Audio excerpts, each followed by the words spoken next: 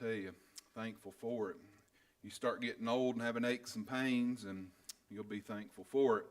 2 Corinthians is where we'll be here this evening, and look forward here this evening to taking a pretty big chunk out of this and finishing it on up. We've only studied, I guess, two or three messages here on verses 1 through 15, maybe three different messages. And tonight, Lord willing, verses 16 through 33, we hope to finish this up, this chapter. And we need to be in prayer about what the Lord would have us do next. I know when there's several messages per chapter, we may have a few messages left, but not many, just 2 chapters left in this book. And where would the Lord want us to go next?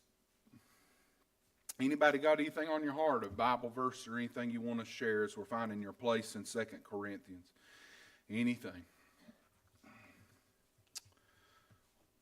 All right, 2 Corinthians chapter 11. We've looked here at Paul defending his ministry and defending the ministry.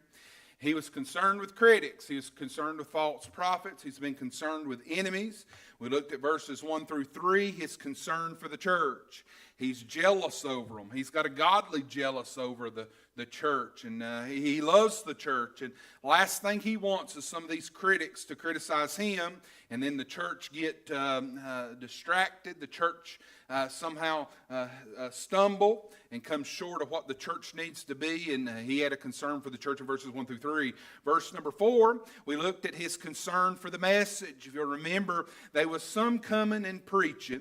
They were preaching what verse number 4 says is another Jesus. It's whom he didn't preach, but or is a different spirit, a different Jesus, a different preaching, a different gospel. Is all different than really what he had shared. We looked at that in the message. And then last study, verses 5 through 15, we looked at his concern of the critics. There was these critics very critical of Paul. I think it's worth noting here as an introduction, as we said last week, no matter what Paul did, he was criticized. And I'll tell you, there's people going to be your critic no matter what you do.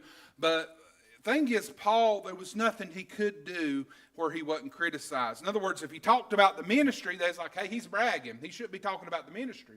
Well, if he wasn't talking about the ministry, they's like, well, what's Paul doing? Why is he not talking about the ministry? Then if he accepted compensation, then they'd say, hey, he's being covetous. He ought not take no compensation.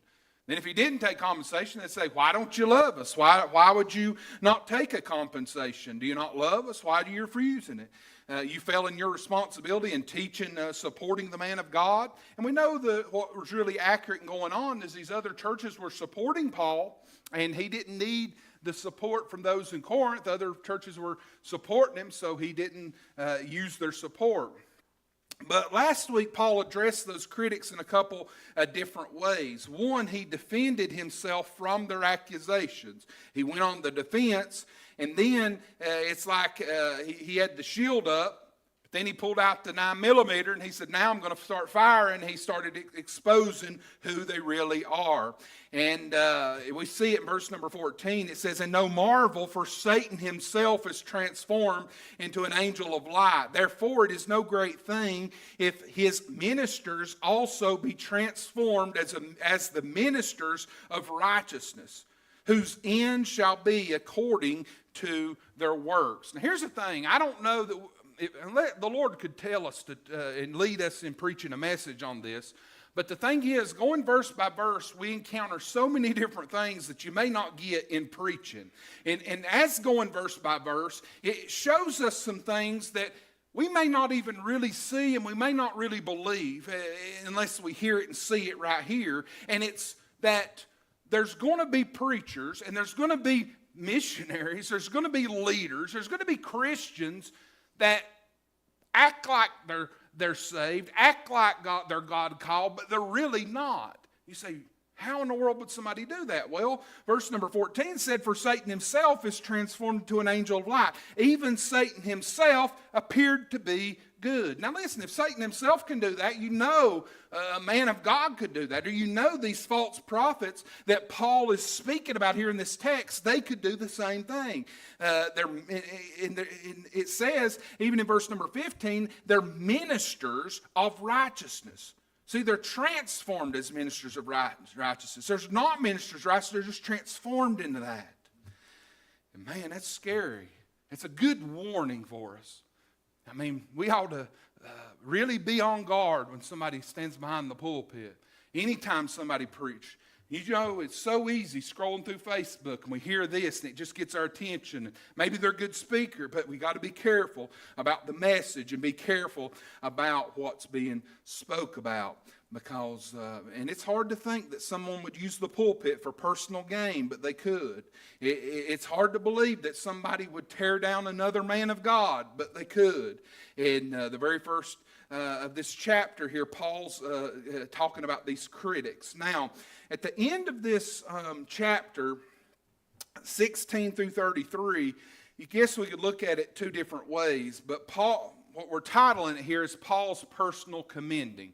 Paul's personal commending. Now, my Bible calls it Paul's many trials. Let's take a time out just a minute. This morning, we were sharing some testimonies. And I'll be honest with you, as folks was sharing, several people sharing testimonies. But as those testimonies was shared, they were not uplifting themselves. And if you really it caught your ear, what they were doing is they were sharing something, a trial that they went through. Or they went through something, they talked about a deep personal thing that they may have went through that took faith and took God's leadership and God's guidance. And then they were bragging on God. Well, here's what Paul's doing. He's going to commend himself here and talk about himself here in this text, but he's really doing it through going through trials and through talking about himself. He's really bragging on God. Got to be careful when you listen to a preacher or listen to anybody and they start saying, look what I did. Look what we did. I'm even careful to say that even about this church, you know, after the flood, because I'll be honest, we didn't do a lot. We got to be careful the way we word things and not uplift ourselves, but uplift the Lord. See, Paul's not personal commending himself, and he's going to see that. And I believe that's a sign of a true apostle, that he's not commending his own life, he's not commending his own ministry. That's really a sign here, and you're going to see that. Now, we're going to break this up into three things, and we see first the introduction, and it begins at verse number 16. Now, this introduction, Paul is justifying his own commending. He's going to tell you why he's going to brag on himself for just a minute. He's introducing the reason of why he's boasting, and he's not one to boast on himself. He don't think he should. Text on the screen says it. It says, "Let no man think me a fool." I'm getting ready to do something foolish. I don't want to boast on myself. I don't want to talk about myself. I don't want to brag about myself. But I'm getting ready to do something that let no man think me as a fool. I'm getting ready to do that. I'm doing it, and when I do it, it's not right to boast of myself. But not only that, I don't want people looking and thinking I'm a fool, and I'm going to defend myself as well. I think you can look at it two different ways. There were those looking down at Paul. We're going to see that in the text, but he's justifying and he's defending himself through the Lord. But he's saying, I'm not a fool, even though I'm going to act like it here for just a moment. Look at verse number 16. He says, "And I say again, let no man think of me a fool. If otherwise, yet as a fool, receive me, that I may boast myself a little." Again, boasting is foolish. He ought not be boasting. He shouldn't be boasting, but he's getting ready to boast just a little. Look at verse 17.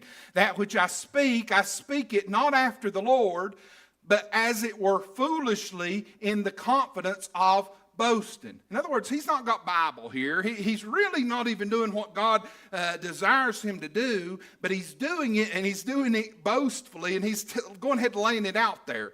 Boasting is considered foolish. It's not something that Paul would normally do, but he's doing it in order to defend himself from all these critics. That's really what verses 1 through 15 has been all about. These false apostles that are criticizing Paul and trying to destroy his ministry. And he knows if they destroy the ministry and destroy the church, they're also going to get a hold of the people. So he says, I'm just going to boast a little bit and do something I shouldn't be doing, do something that God really don't esteem for him to do. He's not speaking it after the Lord, but he's doing it foolishly.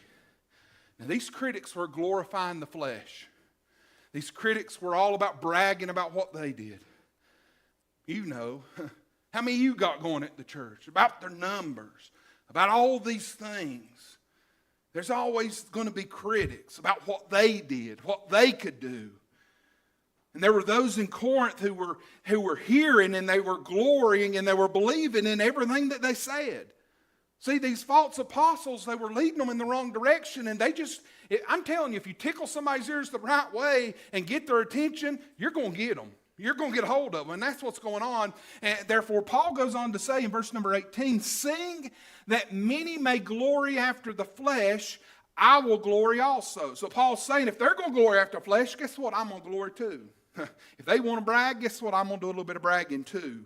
In verses 19 and 20, he turns into some sarcasm here. Look at verse 19. He says, for ye suffer fools gladly, seeing ye yourselves are wise. What Paul's saying when he says you suffer fools gladly at the church house, he says you're bragging. You've got their attention.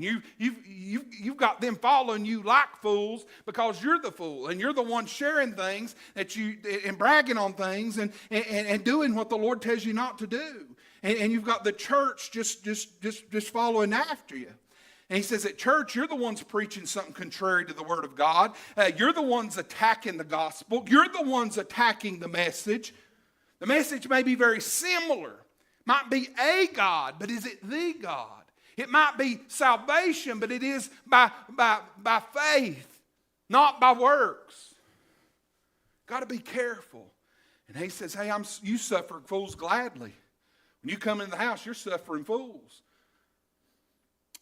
He even says back at verse number 4 of this chapter, they were preaching another Jesus, another spirit, another gospel.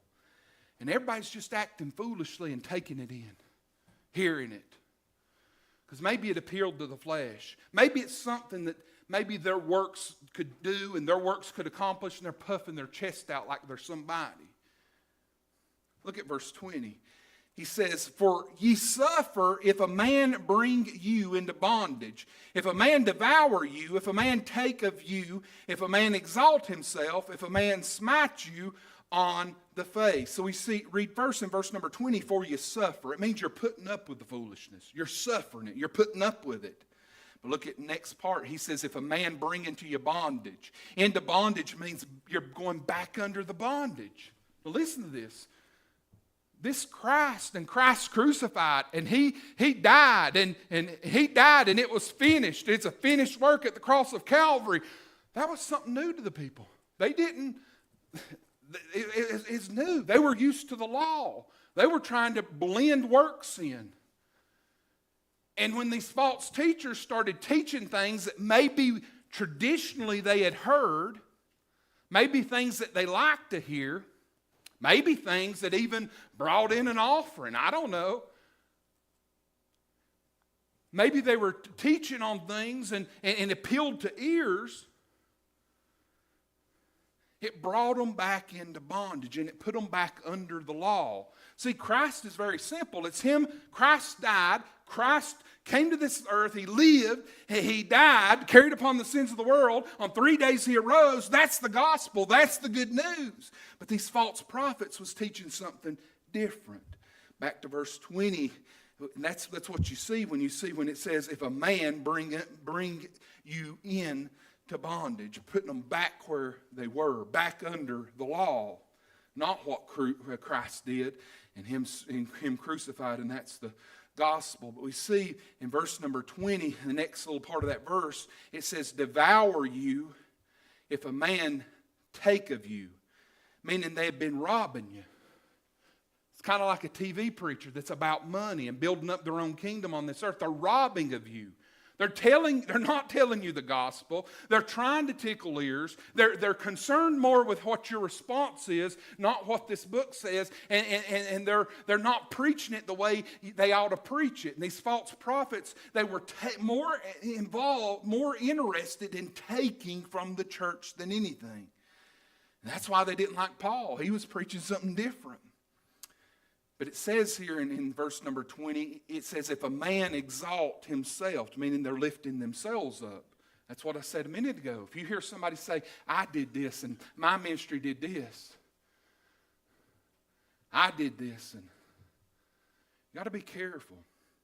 I seen a preacher just the other day on TV, and I like the or on Facebook. I like the preacher and things, but even the wording of just what was said, they were saying, "We've saved so many this year," and I thought, man, I don't know about that. You didn't do much saving.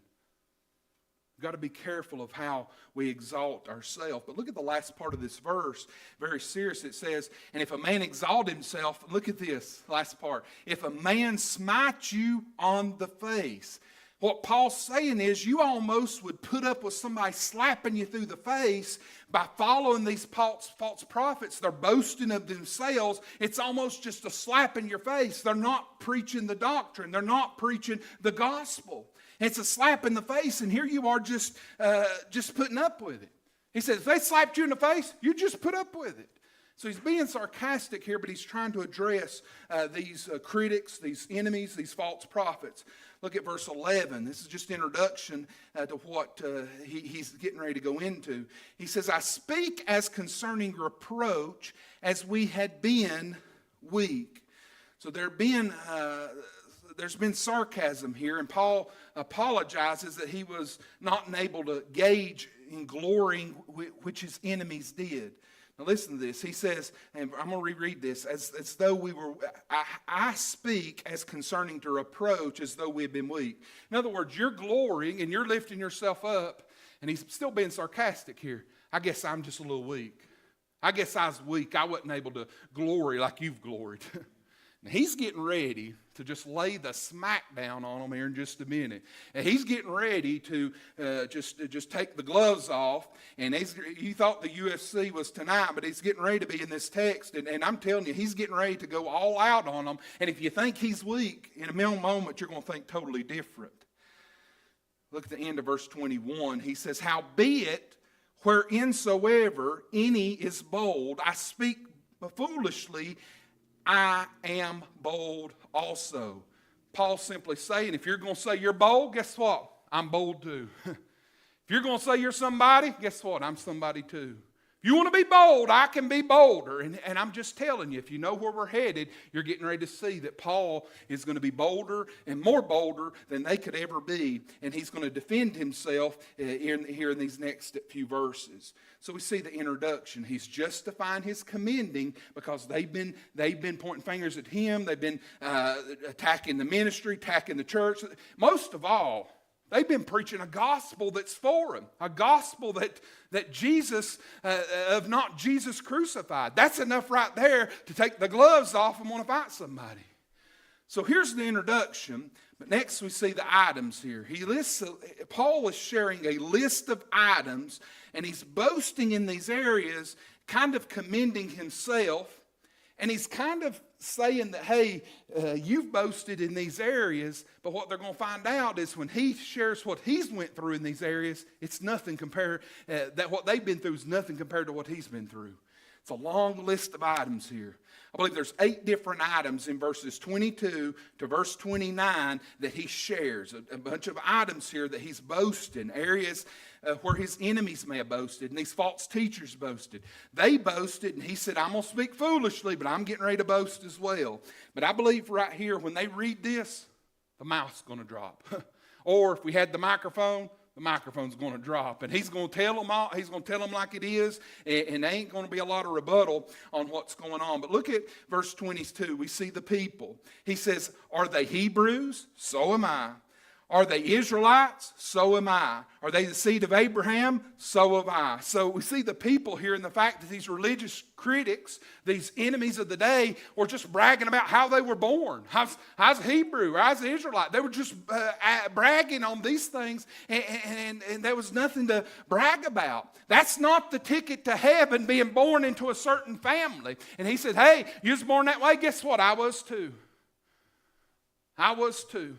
Oh, you're this? Guess what? I was too. And that's all he's saying right there. That's not your ticket to heaven. Don't matter what kind of last name. Don't matter if daddy or mama, what kind of heritage they were. Don't matter if your dad or grandma or dad or your grandfather or uncle was some pastor. What matters is, are you born again? And he says, he addresses the people there in verse number 22. But then he talks about the position. Look at verse 23.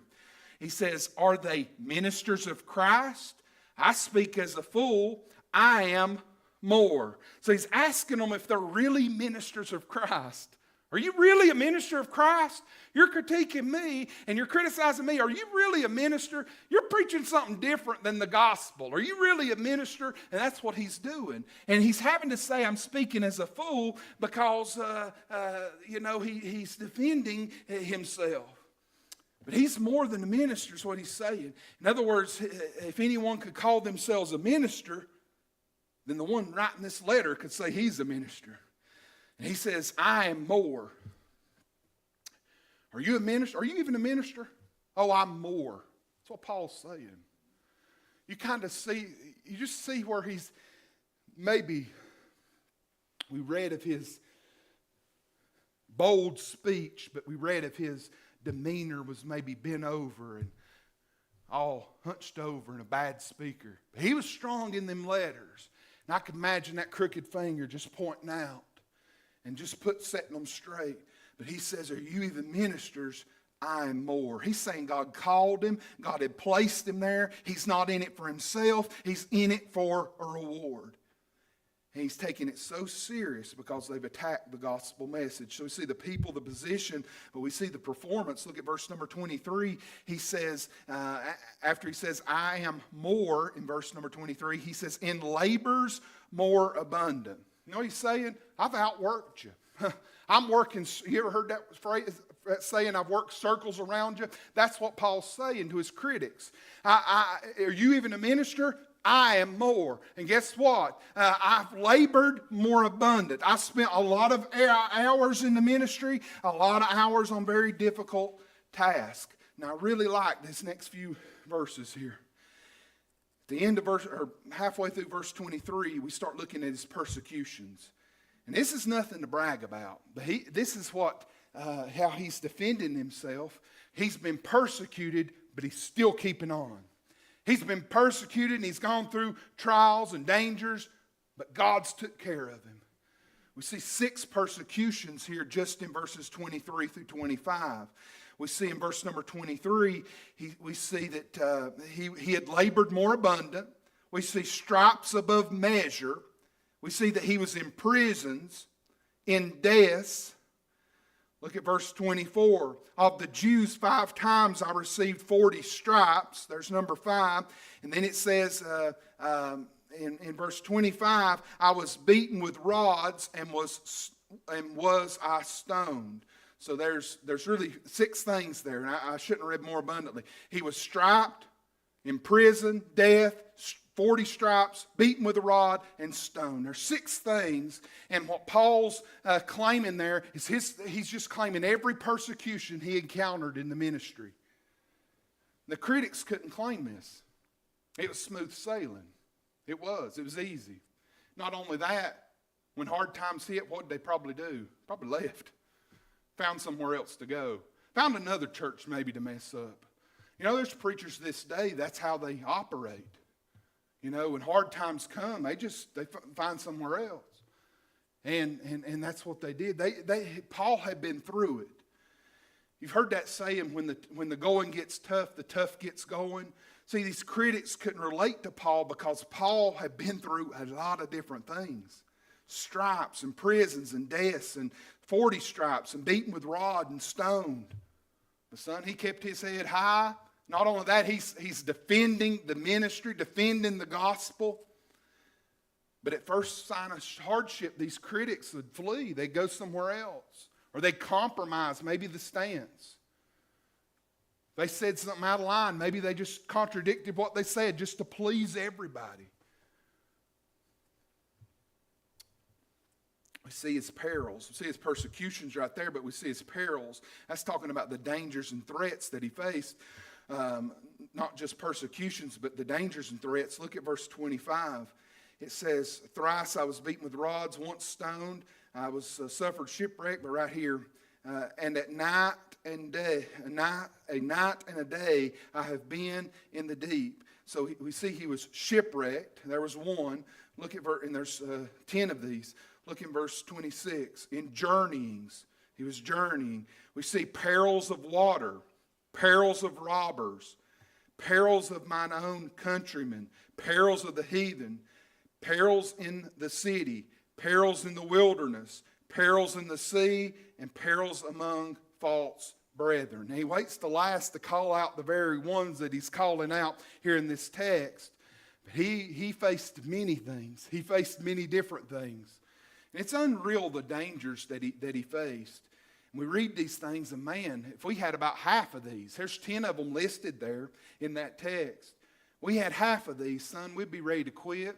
We wouldn't we wouldn't come back to church for a month because we said, man, life's getting at us. But son, he went through dangers and he went through things and he faced things.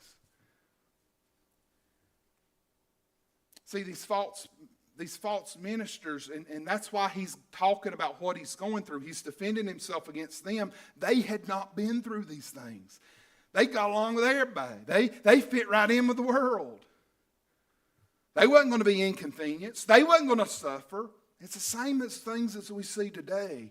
But on the other hand, Paul seemed like everywhere he turned. I don't know, I read that today and I said, man, I don't know why, but it reminded me of some kind of Dr. Seuss something or other, like red fish, blue fish. He's like, I was hurt here, hurt there, here. I mean, everything. He went through so much, so many persecutions, so many perils. But look at verse 27. He mentions 8 different high prices he paid in serving the Lord. Look at verse 27. In weariness, there's one. In painfulness, watchings, hunger, thirst, fastings, cold, and nakedness. 8 different things, high prices he paid in serving the Lord. He had to suffer a lot more. He went through it. And it's like I said in those testimonies that shared this morning. We can talk about what we've been through, but it really ain't us that gets through it. It's God that gets us through it. It's our trust in Him and His strength. He worked himself. He was weary to the bone, and he didn't enjoy 3 meals a day, but he just kept on keeping on. There was a price that he paid for the ministry. Let's see his passion in verse number 28. Besides those things that are without, that which cometh upon me daily, the care of all the churches. That was his passion. What come upon him daily was the care of all the churches. Don't matter if he was stoned. Don't matter if he was beat. Don't matter if he was shipwrecked. It was the care of all the churches. And here's the thing. Why? You think about it. Why did Paul care so much? Well, these critics come in and they never started the churches to begin with. Paul started the churches, had a heart in the churches. It upset him when he seen division in them churches. It upset him when he seen them churches following after different ministries, when they ought to be following Christ. He had a lot of invested. And I'll tell you, sometimes we got to be careful. You get a pastor that's not invested, and a pastor that don't care, and a pastor just kind of moving through, trying to use a stepping stone to get somewhere else. I'll tell you, you'll get in a mess. These critics didn't start churches. They didn't care about the churches. All they cared about is themselves, their gain, and just wrecking the church no matter what they need to do to somehow get their own personal gain. Preacher, that's rough. Look at this. If they didn't even care about the gospel, do you think they cared about the people in the church? No. If they're preaching a different Jesus, then my gosh. So we see the price in verse 27. We see his passion. He was on him daily, and it was the care of all the churches. Man, that's plural, isn't it? Let's take it before we move on. Feel something right there. It's, man, it'd do us some good. I want to see God do something here. But there's more than just here. There is. And I think maybe what could hinder us if we're not careful is think that this is the only place and get envious of just this place. And when we see God doing something somewhere else, we all just thank God and for all the churches. And that's what he says here, as long as they're Bible believing. But verse number 28 is it to cometh upon him daily the care of all the churches. And then we see his pity here in verse number 29. Who is weak? And am I not weak? Who is offended? And I burn not. He's saying he's got pity here, and he's got care for his converts. He didn't look at them as some kind of gain. He didn't look at them as a stepping stone for something else. He wanted to truly help the people. Although the critics, they didn't care. It was all about them. They were trying to tear down. I tell you, that's one of the biggest signs of just a mess is trying to tear down somebody else. So we see the people, the position, the performance, the persecution, the perils, the price, the passion, and the pity. There are 8 different things shared of Paul. Now he's commending himself, but when you're commending yourself that you got beat 40 times, that's not much of commending, is it? But he's just bragging on the Lord of what he had been through and how the Lord had seen him through. I tell you this, the flood's not really nothing to brag about, is it? But man, what a both double doors swinging open to be able to brag on God. And that's what it takes. Leave as much of us out of it and put as much as him in it when we're bragging on the things of God and the things that's been done. So we see the introduction. That's in verses 16 through 21. It's where he justifies his own commending. He says, I'm speaking foolish, but if you're going to boast, I'm getting ready to boast too. But man, his boasting is things they couldn't boast about, could they? In verse 22 through 29, he mentions all these different items. So we see the introduction. We see the items here, 8 items of his own personal commending. Now he ends this chapter here in a very interesting way. The very last few verses here, he mentions this incident. He mentions an incident in a section of self-commending. And this incident that he mentions is something that happened shortly after his conversion, but he couldn't really take credit for it. It's almost like he's just telling of kind of like the flood, how God made a way when there was no way. This was a big thing to Paul, and when he's talking about self-commending, he's just saying, man, God made a way when there wasn't no way. Now, to be able to see this, I think it would be best for us to hold our spot and turn to Acts chapter number 9, because that's the original recording. These 3 verses in Acts 9 is what he's referencing. The incident that he's referencing at the end of 2 Corinthians 11, 30 through 33, is what took place in Acts 9. It's only 3 verses, but I want to read it because it kind of ties, and we're going to reference both of these back and forth in explaining this. So we see this incident here that took place. In verse number 23, it says, and after many days were fulfilled, the Jews took counsel to kill him. That's a pretty bad place right there to start if you're commending yourself. I was getting ready to have a hit on me. They wanted to kill me, wanted to take my life. He's getting ready to share a pretty good story here by just the start of that. But verse number 24 says, but their laying await was known of Saul. They watched the gates day and night to kill him. So here's Paul. They're seeking to kill Paul. And they're staying at the gates day and night, so there's no way for him to leave because they want to kill him. And then in verse 25, it says, then the disciples took him by night and led him down by the wall in a basket. That's the incident that he is referring to. So we see this infirmity here in the incident back in our text at verse 30. If I must needs glory, all right, I'm self-commending. If I've got to brag on myself, and if I have to glory, here's what he says.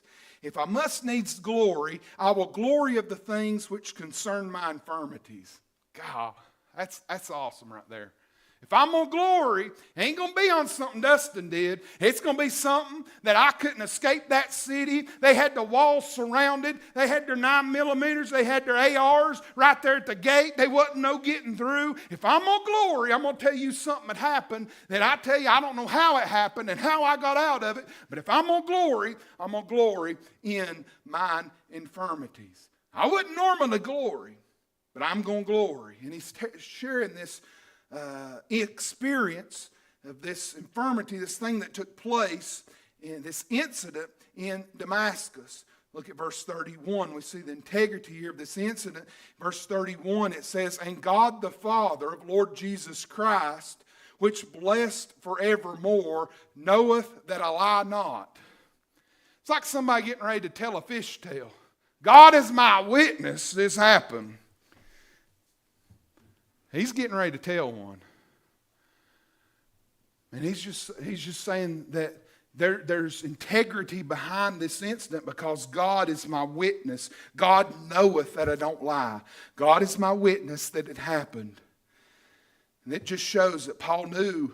Think about it. Why would he say God is my witness? One, it's a big story, but these critics, they're trying to find, hey, that story's not going to match up. There ain't no way that really happened. He's going to end up telling us that he fit through a window. You may say, hey, he didn't go. No, God is my witness that this happened. These critics are going to question me. But hey, it really happened. If you go back to verse number 13 of this same chapter, it says, for such are false apostles. They're deceitful workers, transforming themselves into apostles of Christ. They're false. They're deceitful. They're transforming themselves, not God transforming them. They're deceitful workers, and they're going to question everything to try to build up themselves. But he says God is his witness. But look in verse 32. In Damascus, the governor of Aretas, the king, kept the city of Damascus with the garrison, desirous to apprehend me. The word apprehend means arrest. And I read that and I thought, man, we don't really get it. You know, I've even watched cops where they say, don't worry, we're detaining you. And they lock them up. They just put them in, that sounds like me, you're putting me in jail, you're locking me up. But apprehended is kind of soft in this day and age that we live in. And you got to go back to the original text of this in Acts 24, or Acts 9 that we quoted. In Acts 9:24, it says, but their laying await was known of Saul. They watched the gates day and night to what? Kill him. If they apprehended him, they wasn't just going to detain him and interrogate him and let him go. They wasn't going to stone him, beat him, let him go. They were going to kill him. And that's what he says. They were going to be at those gates day and night.